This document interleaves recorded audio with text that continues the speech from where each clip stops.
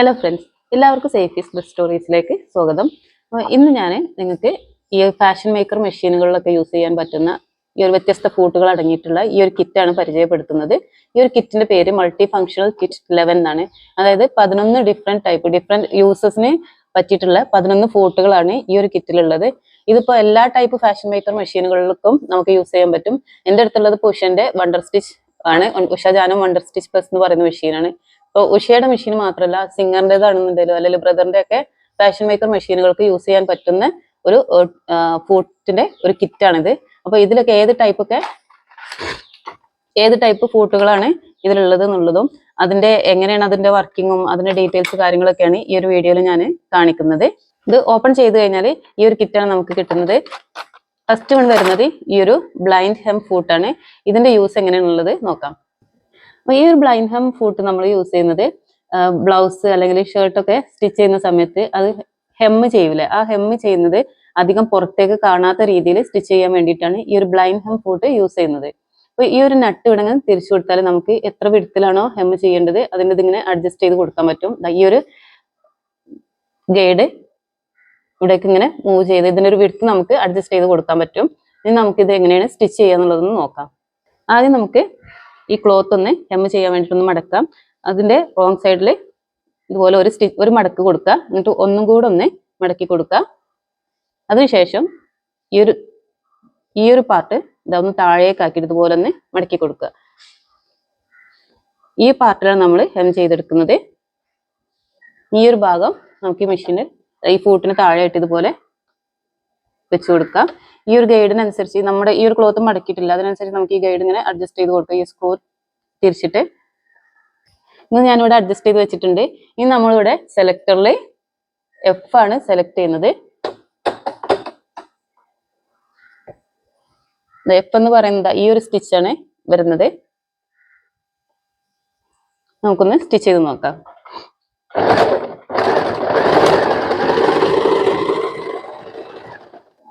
നമ്മളിവിടെ സ്റ്റിച്ച് ചെയ്തെടുത്തിട്ടുണ്ട്. ഇതിങ്ങനെയാണ് ഇതിന്റെ റോങ് സൈഡ് വരുന്നത്. ഇനി ഇതിന്റെ റൈറ്റ് സൈഡ് എങ്ങനെയാണ് വരുന്നത് നോക്കാം. റൈറ്റ് സൈഡിൽ ഈ ഒരു രീതിയിലാണ് വരുന്നത്. ഇതിന്റെ സ്റ്റിച്ച് അധികം നമുക്ക് പുറത്തേക്ക് കാണാത്ത രീതിയിലാണ് ഈ ഒരു സ്റ്റിച്ച് വരുന്നത്. അപ്പോൾ ഇതിന് വേണ്ടിയിട്ടാണ്, ഇങ്ങനെ സ്റ്റിച്ച് ചെയ്യാൻ വേണ്ടിയിട്ടാണ് ഈ ഒരു ബ്ലൈൻഡ് ഹെം ഫൂട്ട് യൂസ് ചെയ്യുന്നത്. ഇനി സെക്കൻഡ് ഫൂട്ട് വരുന്നത് ഓപ്പൺ ടോ എംബ്രോയിഡറി ഫൂട്ട് എന്നാണ് ഇതിന്റെ പേര്. ഇത് നമ്മൾ എംബ്രോയിഡറി വർക്കൊക്കെ ചെയ്യാൻ വേണ്ടിയിട്ട് യൂസ് ചെയ്യുന്ന ഒരു ഫൂട്ടാണ്. കാരണം ഇതിന്റെ ഈ ഒരു ഓപ്പണിംഗ് വരുന്നത് കുറച്ച് വൈഡ് ആയിട്ടുള്ള ഒരു ഓപ്പണിംഗ് ആണ്. അപ്പൊ എംബ്രോയിഡറി വർക്ക് ചെയ്യുമ്പോൾ നമ്മൾ ജിഗ്സാഗ് സ്റ്റിച്ച് അല്ലെങ്കിൽ ഇത്തിരി വൈഡ് ആയിട്ടൊക്കെ സ്റ്റിച്ച് ചെയ്തിട്ടായിരിക്കും എംബ്രോയിഡറി വർക്കൊക്കെ ചെയ്യുന്നത്. അപ്പൊ അതിന് വേണ്ടിയിട്ട് യൂസ് ചെയ്യുന്ന ഒരു ഫൂട്ടാണിത്. ഇത് വെച്ചിട്ട് എങ്ങനെയാണ് എംബ്രോയിഡറി വർക്ക്, ഒരു ചെറിയൊരു എംബ്രോയിഡറി വർക്ക് ഞാനൊന്ന് ചെയ്ത് കാണിക്കാം. ഞാൻ ഈ ഫൂട്ട് മെഷീനിൽ കണക്ട് ചെയ്തിട്ടുണ്ട്. നമുക്കിവിടെ സെലക്ടറിൽ ഞാൻ C ആണ് സെലക്ട് ചെയ്യുന്നത്. ഇതിൽ വിഡ്ത്ത് മാക്സിമത്തിലാണ് ഇടുന്നത്. ഇത് SS മൈനസ് ആണ് സെലക്ട് ചെയ്തിട്ടുള്ളത്. ഒന്ന് സ്റ്റിച്ച് ചെയ്ത് നോക്കാം.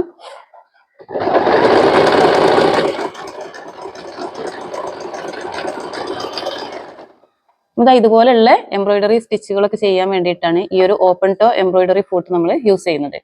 ഇതാണ് തേർഡ് ഫൂട്ട് വരുന്നത്. ഈ ഒരു ഫൂട്ടിന്റെ പേര് സ്ട്രൈറ്റ് സ്റ്റിച്ച് ഫൂട്ട് എന്നാണ്. ഇത് നമ്മൾ സ്ട്രൈറ്റ് സ്റ്റിച്ച് ഇടാൻ വേണ്ടിയിട്ട് മാത്രമാണ് യൂസ് ചെയ്യുന്നത്.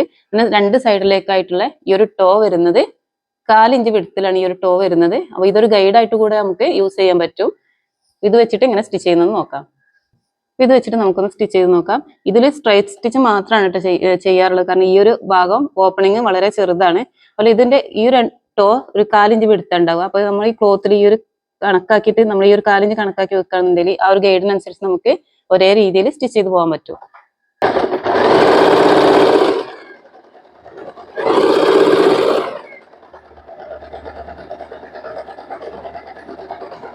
അപ്പൊ ഞാനിവിടെ ഒരു 4 ഇഞ്ച് വിഡ്ത്തിൽ ഇതുപോലെ ഇങ്ങനെ സ്റ്റിച്ച് ചെയ്തെടുത്തിട്ടുണ്ട്. ഇനി നമുക്ക് ഒന്നും കൂടെ സ്റ്റിച്ച് ചെയ്യണമെന്നുണ്ടെങ്കിൽ ഈ ഒരു ടോ ഈ ഒരു ഫസ്റ്റ് സ്റ്റിച്ചിന് കണക്കാക്കിയിട്ട് ഇങ്ങനെ വെച്ച് കൊടുക്കുക. ഈ ഒരു സൈഡ് ഇതിന്റെ നേരായിട്ട് വെച്ച് കൊടുക്കുക. എന്നിട്ട് സ്റ്റിച്ച് ചെയ്ത് കൊടുത്താൽ ഇത് ഒരേ വിഡ്ത്തിൽ നമുക്ക് ഇങ്ങനെ കിട്ടും.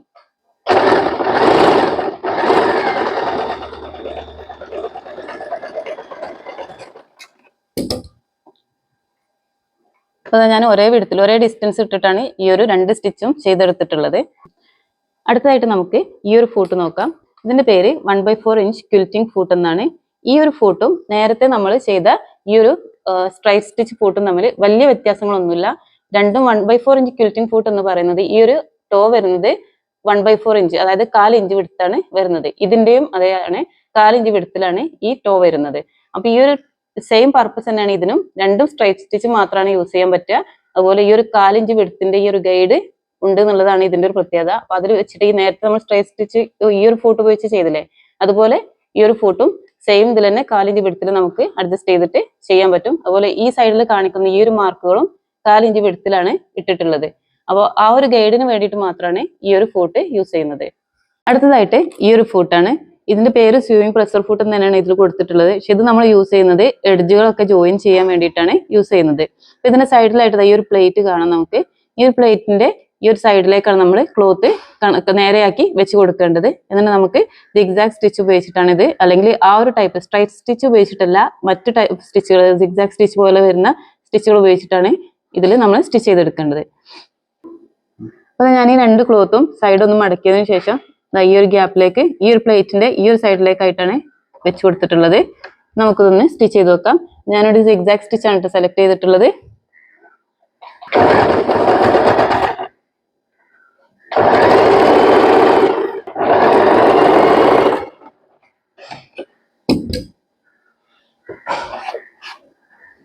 രണ്ട് പീസ് ഞാനിവിടെ ജോയിൻ ചെയ്തെടുത്തിട്ടുണ്ട്. പിന്നെ ഈ രണ്ട് ക്ലോത്തുകളും ഇതിന്റെ എഡ്ജുകൾ കൂട്ടി യോജിപ്പിക്കാൻ, അല്ലെങ്കിൽ സൈഡുകളൊക്കെ വെറുതെ ഓവർലോക്കിംഗ് അല്ല, ജസ്റ്റ് ഒന്ന് സ്റ്റിച്ച് ചെയ്ത് കൊടുക്കാനൊക്കെ നമുക്ക് ഇത് യൂസ് ചെയ്തിട്ട് പറ്റും.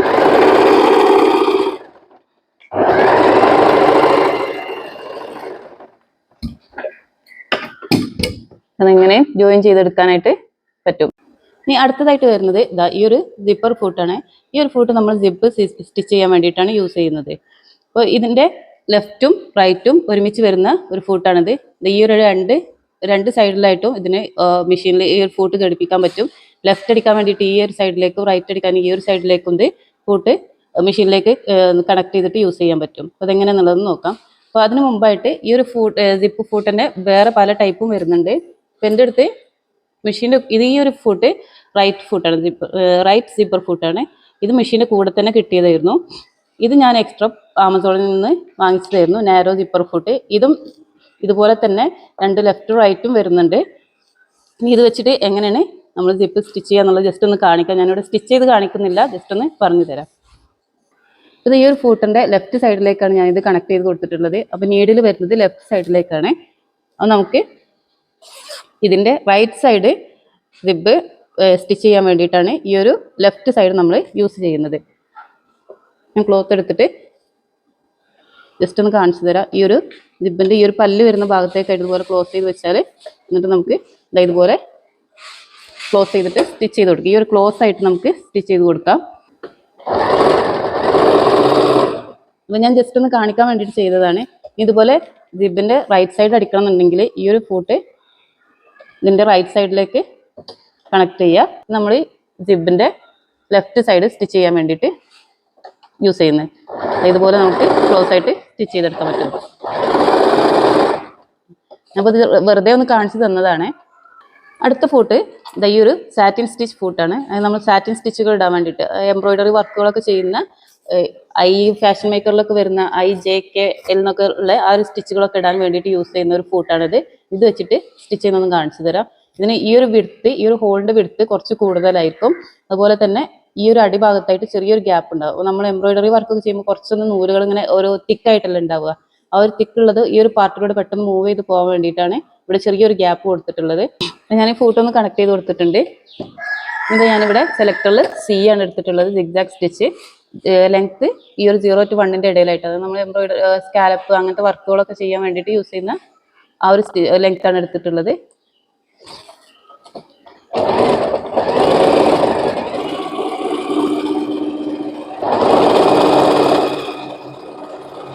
അപ്പോൾ ഇതുപോലുള്ള എംബ്രോയിഡറി വർക്കുകളൊക്കെ ചെയ്യാൻ വേണ്ടിയിട്ടാണ് ഈ ഒരു സാറ്റിൻ സ്റ്റിച്ച് നമ്മൾ യൂസ് ചെയ്യുന്നത്, സാറ്റിൻ സ്റ്റിച്ച് ഫൂട്ട് യൂസ് ചെയ്യുന്നത്.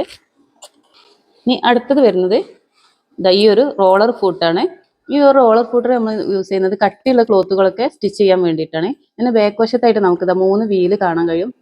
ബാക്ക് സൈഡിലായിട്ട് 2 ചെറിയ വീലും, പിന്നെ ഫ്രണ്ട് സൈഡിൽ ഇത് ടോ വരുന്ന പാർട്ടിലായിട്ട് ഒരു ലോങ് ആയിട്ടുള്ള ഒരു വീലും കാണാൻ പറ്റും. ഇതെന്ന് വെച്ചാൽ നല്ല കട്ടിയുള്ള ക്ലോത്ത് അല്ലെങ്കിൽ മൂവ് ചെയ്യാനൊക്കെ ബുദ്ധിമുട്ടുള്ള ക്ലോത്തുകളൊക്കെ പെട്ടെന്ന് മൂവ് ചെയ്യാൻ വേണ്ടിയിട്ടാണ് ഈ ഒരു ഫൂട്ട് യൂസ് ചെയ്യുന്നത്. ഇതിപ്പോൾ മെയിനായിട്ട് യൂസ് ചെയ്യുന്ന ജീൻസൊക്കെ സ്റ്റിച്ച് ചെയ്യുന്ന സമയത്ത്, അല്ലെങ്കിൽ ബാഗ് മേക്കിങ്ങോ അല്ല സോഫന്റെ ഒക്കെ കവറൊക്കെ അടിക്കുന്ന സമയത്ത് കുറച്ചൊരു കട്ടിയുള്ള ക്ലോത്ത് ഇല്ലേ, ലെതറിന്റെ ഒക്കെ ക്ലോത്തുകൾ വെച്ച് അടിക്കുമ്പോൾ ഇങ്ങനത്തെ ഒരു ഫൂട്ട് ഉപയോഗിക്കുകയാണെന്നുണ്ടെങ്കിൽ നല്ല ഈസി ആയിട്ട് തന്നെ മൂവ് ചെയ്തിട്ട് നന്നായിട്ട് നല്ല വൃത്തിയിൽ സ്റ്റിച്ച് ചെയ്തെടുക്കാൻ പറ്റും. അപ്പോൾ ഞാൻ ഈ ഒരു ക്ലോത്ത് 4 5 ഫോൾഡായിട്ട് മടക്കി വെച്ചതാണ്. ഒന്ന് ജസ്റ്റ് ഒന്ന് സ്റ്റിച്ച് ചെയ്ത് കാണിച്ചു തരാം. ഞാനിത് ഡീറ്റെയിൽ ആയിട്ട് ഇവിടെ കാണിക്കുന്നില്ല. ഇതിന്റെ ഓൾറെഡി ഒരു വീഡിയോ ഞാൻ ഇൻസ്റ്റയിൽ അപ്ലോഡ് ചെയ്തിട്ടുണ്ട്. അപ്പോൾ അതിന്റെ ലിങ്ക് താഴെ ഡിസ്ക്രിപ്ഷനിൽ കൊടുക്കാം.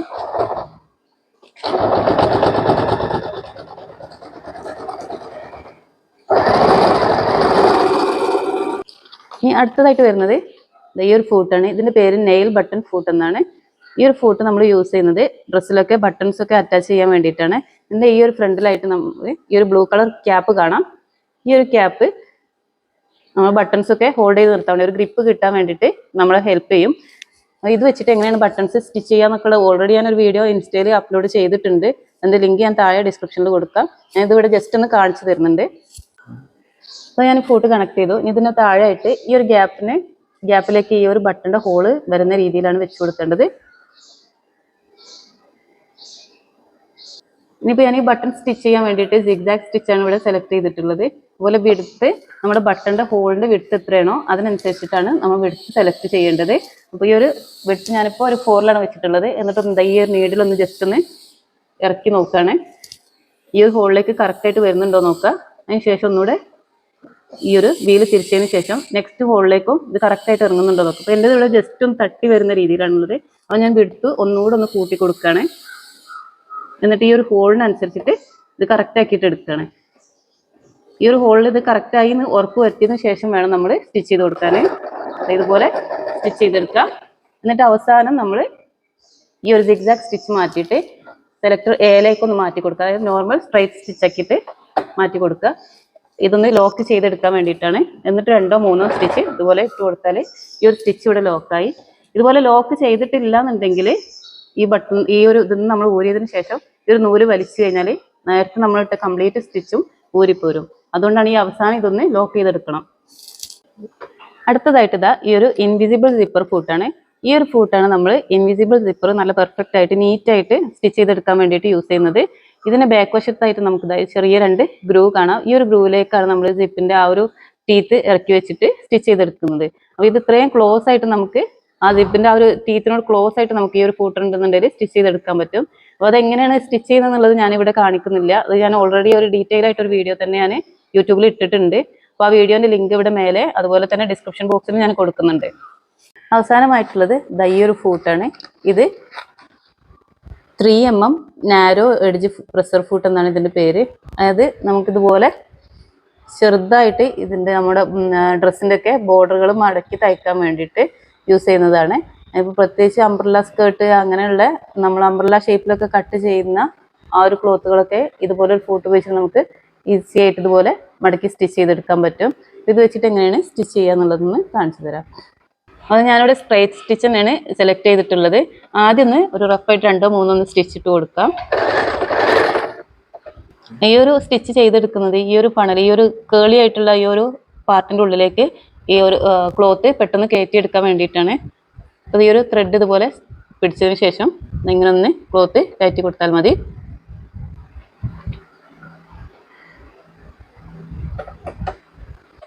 എന്നിട്ട് ഒന്നിതുപോലെ ചെരിച്ച് പിടിച്ചു കൊടുക്കണം.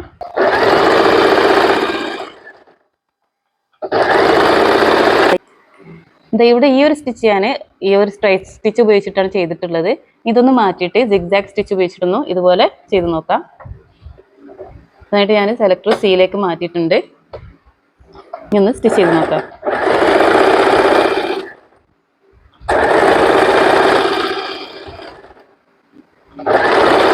ഇതെങ്ങനെ വന്നിട്ടുണ്ട്. ഈ ഒരു സ്ട്രൈറ്റ് സ്റ്റിച്ചിനേക്കാൾ ഒന്നുകൂടെ ഒരു ഭംഗിയായിട്ട് തോന്നി ഈ ഒരു സിഗ്സാഗ് സ്റ്റിച്ച് ഉപയോഗിച്ചിട്ട് ഇതുപോലെ ഫോൾഡ് ചെയ്ത് സ്റ്റിച്ച് ചെയ്യുമ്പോഴാണ്.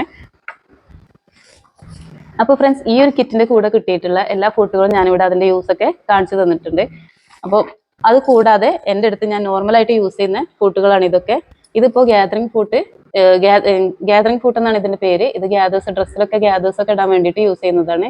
ഇതിനൊക്കെ വീഡിയോ ഞാൻ ഓൾറെഡി അപ്ലോഡ് ചെയ്തിട്ടുണ്ട് ചാനലിൽ. ഇത് നമ്മൾ ഓവർലോക്കിംഗ് അല്ലെങ്കിൽ ഓവർ കാസ്റ്റിംഗ് ഒക്കെ ചെയ്യാൻ വേണ്ടിയിട്ട് യൂസ് ചെയ്യുന്നതാണ്. ഇത് നമ്മൾ നേരത്തെ കണ്ടിട്ടുള്ള സാറ്റിൻ സ്റ്റിച്ചിന്റെ വേറൊരു ഫൂട്ടാണിത്. ഈ ഒരു ഫൂട്ട് വരുന്നത് കേളി ഹെം ചെയ്യാൻ വേണ്ടിയിട്ട്, അതായത് ഡ്രസ്സിന്റെ ഒക്കെ താഴ്വശത്ത് ഫ്രോക്കിലൊക്കെ നമ്മൾ കേളി ഹെം ചെയ്യുന്നില്ലേ, അതിന് വേണ്ടിയിട്ടാണ് ഈ ഒരു ഫൂട്ട് യൂസ് ചെയ്യുന്നത്. ഇത് നോർമൽ പ്രസർ ഫൂട്ടാണ്. അതുപോലെ ജിബ് വെക്കാനുള്ള 2 ഫൂട്ട് നേരത്തെ കാണിച്ചു തന്നിട്ടുള്ള.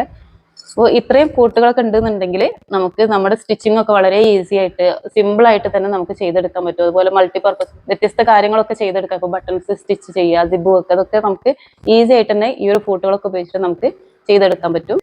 അപ്പോൾ ഫ്രണ്ട്സ്, നിങ്ങൾക്ക് ഈ വീഡിയോ ഇഷ്ടമായിട്ടുണ്ടെങ്കിൽ ഒന്ന് ലൈക്ക് ചെയ്യണേ. അതുപോലെ നിങ്ങളുടെ അഭിപ്രായങ്ങളും നിർദ്ദേശങ്ങളൊക്കെ ഒന്ന് താഴെ കമന്റിലൂടെ ചെയ്യണേ. ഇതുപോലുള്ള കുഞ്ഞു കുഞ്ഞു വീഡിയോകളായിട്ട് ഞാൻ ഇനി വരാം. അപ്പോൾ അതിനായിട്ട് നിങ്ങൾ എന്നെ സബ്സ്ക്രൈബ് ചെയ്തൊന്ന് സപ്പോർട്ടോടെ ചെയ്യണം.